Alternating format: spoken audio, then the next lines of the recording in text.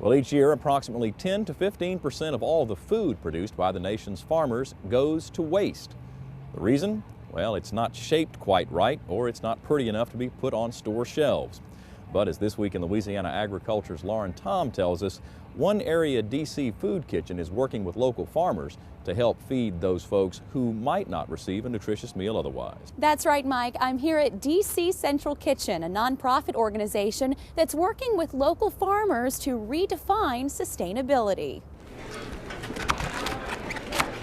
That's the sound of perfectly good produce that's normally left to rot in the ground, simply because it's just not pretty enough.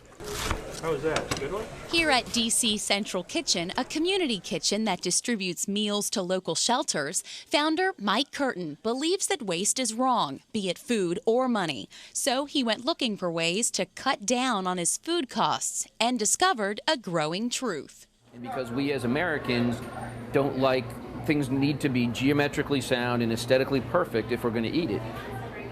And that's where all the waste is right now. And it's huge.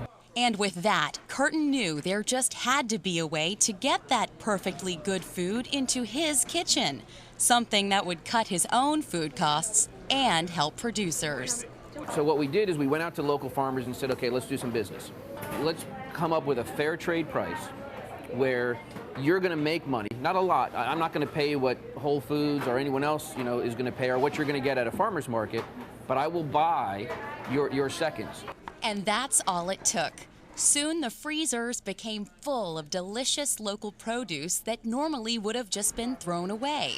Now the problem is that they're running out of room. We could literally have tractor trailers lined up from here up to the Capitol every single day with perfectly good, healthy, delicious local produce, but we just don't have the space to handle.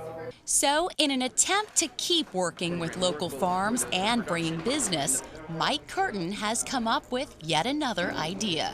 We're actually talking to several farmers at strategic points in Maryland, Virginia, and Pennsylvania to use storage space on the farms. The concept was simple, and the results have been better than expected.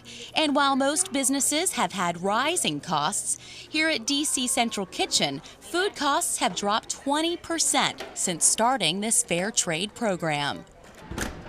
This program clearly has applications to go into dairy, to go into poultry, to go into beef, to go into all sorts of other aspects, anything that you would buy for restaurant or mass consumption use. As far as advice, if you're a producer and would like to get something like this growing where you live, well, Curtin has this to say.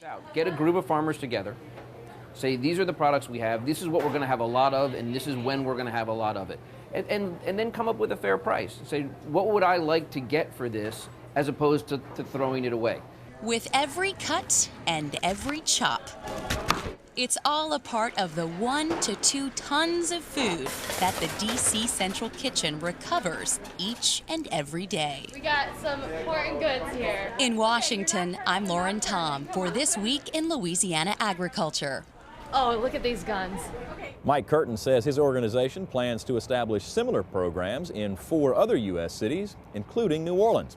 If you'd like more information on the DC Central Kitchen, log on to our website, twilatv.org.